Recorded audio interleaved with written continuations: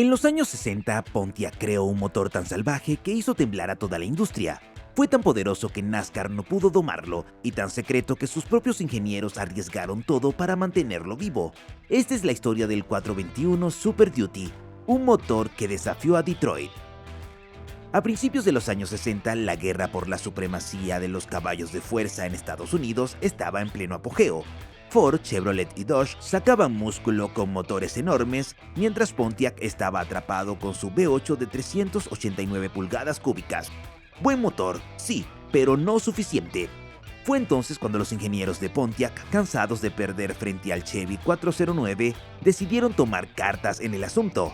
Así nació el 421 Super Duty, una bestia que no fue diseñada en una oficina, sino forjada en el espíritu rebelde de quienes querían ganar a toda costa. Básicamente tomaron el 389, lo agrandaron y lo reforzaron como si fuera a partir a la guerra. Cigüeñal de acero forjado, pistones de aluminio forjado, doble carburador de 4 gargantas y una relación de compresión de 11:1. Era una máquina hecha para dominar tanto las pistas de NASCAR como las rectas del drag. En 1961, Hayden Profit puso al 421 en el mapa ganando el campeonato Top Stock. Desde entonces, la leyenda solo creció. No era un motor cualquiera, era una declaración de guerra. Pontiac lo ofrecía como opción de fábrica en modelos Catalina y Ventura, creando verdaderas armas legales sobre ruedas. Y lo mejor, no se diseñó para reemplazar el 389, sino para complementarlo. Era el as bajo la manga para quienes querían algo más. Mucho más. Mientras Pontiac brillaba en las pistas, en los pasillos de General Motors el ambiente era tenso, muy tenso. Oficialmente GM tenía una política contra las carreras, pero en Pontiac nadie parecía haber recibido ese memo, o si lo recibieron lo usaron para envolver los sándwiches. Los ingenieros del 421 Super Duty se convirtieron en rebeldes con causa. Malcolm McKellar, una de las mentes claves detrás del proyecto, contaba que hacían pruebas clandestinas en las pistas de Proving Ground a medianoche. ¿Por qué? Porque sabían que los espías de GM, sí, los de su propia empresa, estaban patrullando durante el día, así que trabajaban en la sombra literalmente. Para despistar a los sabuesos corporativos, etiquetaban las piezas del Super Duty como si fueran partes de camiones. Solo unos ejes reforzados para uso pesado, jefe, decían con una sonrisa mientras guardaban válvulas de alto flujo. Y no solo había tensión interna. Ford, desesperado por saber qué demonios estaba haciendo Pontiac, enviaba espías a husmear. La paranoia era real, y con razón. Lo que se cocinaba en Pontiac era una bomba de 465 caballos de fuerza lista para explotar. Una noche un ejecutivo de Chevrolet, curioso o imprudente, no queda claro, apareció en plena prueba secreta.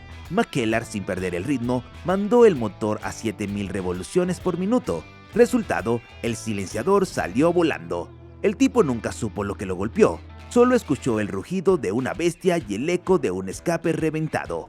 Esta era la realidad del Super Duty. Ingenieros rebeldes, pruebas clandestinas, piezas disfrazadas y un rugido que desafiaba las reglas y a sus propios jefes. Pero llega el año 1961 y Pontiac dejó de ser promesa para convertirse en amenaza. Todo comenzó con Hayden Profit, un nombre que hoy pocos recuerdan, pero que hizo historia cuando cruzó la meta con un 421 Super Duty rugiendo bajo el capó. Esa victoria en el campeonato Top Stock de la Pomona Valley Timing Association fue la señal de que algo grande se estaba cocinando. Y vaya que lo fue. Lo que siguió fue una avalancha. Joe Waterly, montado en la ola del Super Duty, se llevó el campeonato Grand National de NASCAR con 9 victorias y 39 top 5 en 52 carreras. No era suerte, era pura superioridad mecánica. Mientras tanto, en Daytona, Fireball Roberts reventó los cronómetros en las 500 millas con un Catalina equipado con el 421. Fue un golpe directo a las entrañas de Ford y Chrysler. La reacción de Ford fue inmediata. ¡Pánico! Literalmente mandaron espías al Proving Ground de Pontiac para intentar descifrar qué estaban haciendo los ingenieros. Pero no lo lograron. La prensa especializada comenzó a lanzar teorías. Había nacido el primer Hemi Killer y no era una locura. El Super Duty tenía todo: pistones forjados, doble carburador de 4 gargantas, más de 400 caballos, una estructura aligerada y la rabia de quienes estaban hartos de perder contra Chevrolet. El 421 SD no solo ganaba carreras, estaba reescribiendo las reglas del juego. Fue un motor que llevó a Pontiac a la cima, a base de fuerza bruta, ingeniería precisa y una clara falta de respeto por las limitaciones corporativas. Ya para este punto, Pontiac no solo competía, dominaba. Y eso era apenas el comienzo. Enero de 1963. Mientras Pontiac estaba en la cúspide de su gloria en las pistas, desde los pisos alfombrados de las oficinas de General Motors llegaba la sentencia. Queda prohibido participar oficialmente en competencias de automovilismo. Así, sin anestesia. El Super Duty, el motor que estaba haciendo historia, fue condenado por su propia casa. La razón oficial: preocupaciones por la seguridad y la imagen corporativa. Pero entre pasillos se murmuraba otra historia. Los ejecutivos de Chevrolet estaban celosos. Pontiac, la marca menor, estaba robándose los titulares, los trofeos y los compradores. Y en una empresa donde las marcas competían por el mismo presupuesto, eso era una amenaza interna. El éxito del 421 SD se volvió políticamente insostenible. Lo que siguió parece sacado de una película de espías: fábricas allanadas por supervisores, planos quemados, piezas confiscadas, empleados interrogados. GM quería borrar al Super Duty del mapa, literalmente. Pero Pontiac no se iba a rendir tan fácil. Los ingenieros, encabezados por rebeldes como Malcolm McKellar, escondieron 6 motores Super Duty en un almacén secreto. También aseguraron la ruta a Daytona. La idea: que aunque GM dijera basta, el corazón del 421 seguiría latiendo donde más importaba, en la pista. Fue un acto de desobediencia industrial, una especie de revolución mecánica silenciosa. Mientras los trajes grises de Detroit intentaban enterrar al Super Duty bajo una montaña de memorandos, los verdaderos entusiastas se aseguraban de que su legado no muriera. GM ganó la batalla, sí, pero Pontiac ya había ganado la guerra del respeto, la gloria y la velocidad. El Super Duty no moría, simplemente pasaba a la clandestinidad. Puede que el Super Duty haya sido eliminado de las pistas por la alta cúpula de GM, pero su esencia nunca murió, simplemente cambió de disfraz. Mientras en Detroit apagaban fuegos con memos y amenazas, los ingenieros de Pontiac ya estaban cocinando algo nuevo: el GTO, el primer muscle car de producción en masa. ¿Suena exagerado? Para nada, porque el GTO no fue solo un coche potente, fue un acto de rebelión disfrazado de coupé callejero. En realidad, llevaba el ADN del Super Duty: los perfiles de leva, las culatas portadas, la configuración de alto rendimiento. Todo estaba ahí, oculto bajo una apariencia más civilizada. Era el mismo monstruo, solo que esta vez con corbata. Y lo mejor, GM no se dio cuenta hasta que fue demasiado tarde. Como el GTO venía en un paquete de opción sobre un coche intermedio, no activaba las alarmas de los ejecutivos que habían prohibido los autos de alto rendimiento. Un truco de ingeniería y marketing al mismo tiempo. En 1964, el GTO salía a las calles con un V8 de 389 pulgadas cúbicas y hasta 348 caballos. No era el Super Duty en números, pero sí en espíritu. Su éxito fue inmediato. Jóvenes entusiastas y hasta padres de familia querían uno. Pontiac había creado una leyenda sobre ruedas y lo hizo usando el conocimiento ganado en los años de gloria del 421. Así nació el muscle car moderno, camuflado, veloz, rebelde. El Super Duty murió para que el GTO pudiera vivir. Y con él, Pontiac no solo burló al sistema, lo redefinió. Cuando se habla de los grandes muscle car de Pontiac, los reflectores suelen apuntar al GTO, al Firebird o al Trans Am. Pero, ¿quiénes fueron los verdaderos pioneros de la era Super Duty?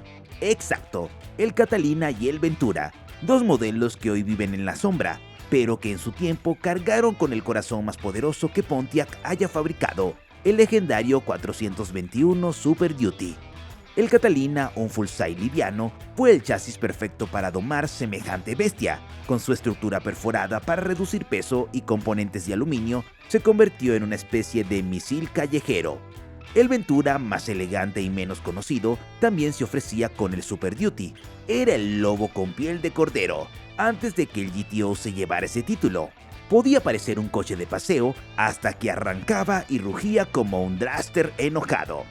En total, se estima que solo 179 motores Super Duty fueron ensamblados en 1962, y se cree que menos de 200 autos completos, sumando Catalinas, Venturas y algún Grand Prix, llegaron a existir con esta configuración. Algunos mitos dicen que hubo exactamente 421 Catalinas SD, pero todo apunta a que eso es solo una leyenda bien redondeada para el marketing. Hoy estos autos son auténticas joyas de colección, codiciadas por entusiastas y buscadores de reliquias automotrices. Fueron los caballos de batalla del 421 los encargados de llevarlo al asfalto y al podio. La historia del 421 Super Duty, aunque fascinante, siempre deja una gran pregunta sin respuesta. ¿Qué hubiera pasado si GM no hubiera intervenido? ¿Qué hubiera sido de Pontiac si su motor de carreras no hubiera sido arrinconado por los altos mandos de la empresa? En ese escenario, es fácil imaginar un mundo donde Pontiac desbarranca al Hemi como la potencia dominante de la era Muscle Car. Imagina esto, un Pontiac 421 Super Duty invadiendo las pistas de NASCAR sin restricciones, al ritmo que marcaba, con pilotos como Fireball Roberts y Joe Wetterly ganando a diestra y siniestra. El Super Duty habría seguido su dominio. El Hemi, por más potente que fuera, habría encontrado un rival mucho más feroz en Pontiac, que no solo tenía el motor, sino la estrategia para ir más allá. ¿Quién sabe? Tal vez NASCAR sería un escenario completamente diferente hoy, dominado por Pontiac. Y no es solo en las carreras donde los cambios podrían haberse sentido. En la industria automotriz, Pontiac podría haber sido el referente en cuanto a performance y diseño, llevando a otros fabricantes a seguir su ejemplo. Si el Super Duty hubiera seguido su curso, los Muscle Car de los años 60 y 70 podrían haber tenido una cara distinta, más agresiva y con una competencia más feroz. Pero son preguntas que quedarán para siempre sin respuestas. En la actualidad, solo nos queda recordar el increíble poder que demostró Pontiac con su poderoso Super Duty 421. Y en cuanto a nosotros, si te gustó el video, no olvides dejar tu like, comentar y compartir. Y para más contenido como este, recuerda suscribirte y activar la campana de notificaciones. Esto es El Garaje. Nos vemos en el siguiente video.